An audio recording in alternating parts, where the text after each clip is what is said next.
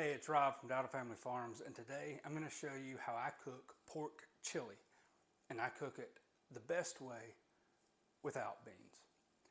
All I'm going to do is cut up some onion, saute it, brown the pork, put my seasonings in, and let it sit for a couple hours. It's a great recipe on these cold days. Like today, it's 30-something degrees. I like to cook a big pot of chili when I do it. It's about 10 pounds of ground pork in a 5-gallon pot or 21, 22 quart stock pot. We eat on it for a couple days, and then we freeze the leftovers in about pint or pint and a half size containers that we can pull out for an easy, quick, healthy meal. So this is how we do it. So I use 1 to 2 onions in my pork chili for every pound or 2 of ground meat. When I use onions, I like to use different colors of onions, white, yellow, and red. They each have different nutritional components, and when mixed together, they turn out quite well.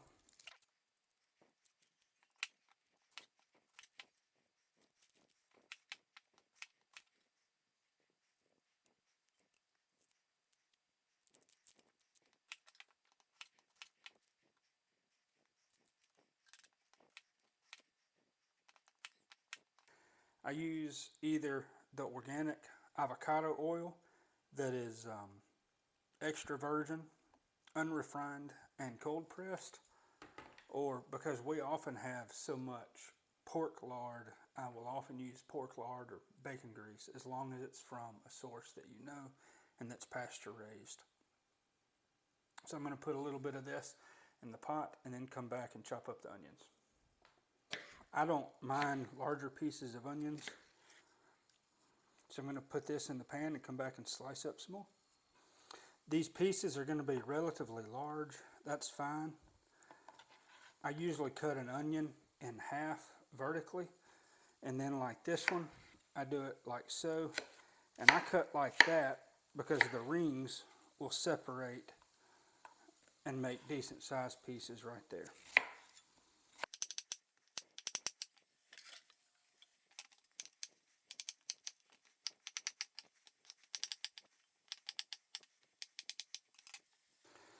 The onions are starting to get soft.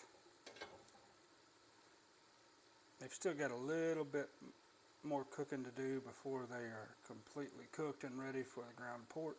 So we use ground pork from Dowdle Family Farms. Don't tell Megan, she went to Ole Miss. But this is pork that was processed at the Mississippi State Meat Lab.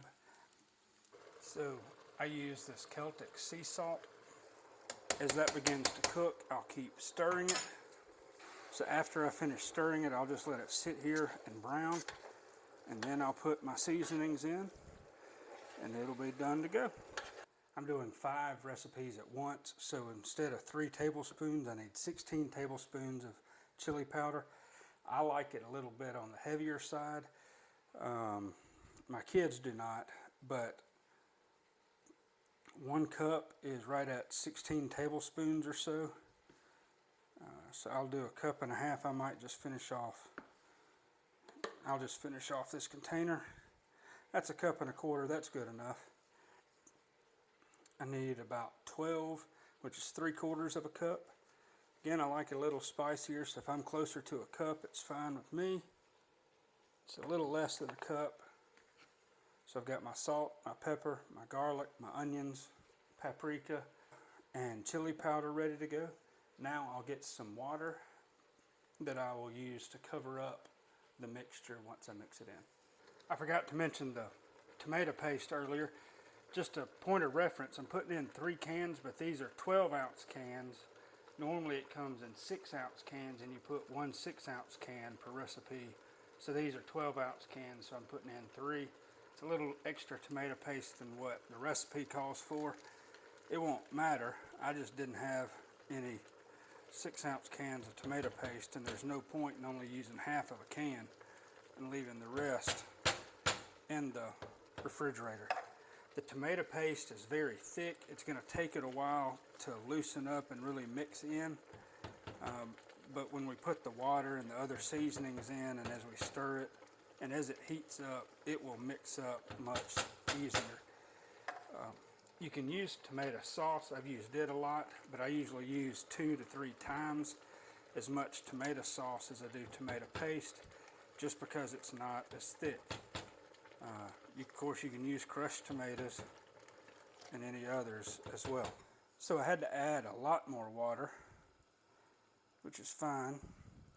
As this heats up, it'll be a lot easier to stir and things will mix up a lot better. But again, that water has to heat up. I keep it on about high or medium high, and then I turn it down to medium or medium low to let it simmer and get some of the water off of it. Usually I like to let it simmer for 2 to 3 hours. Let it thicken up a little bit more. And then I add the cumin, give it about 15 to 20, maybe 30 more minutes of cooking, and then eat it.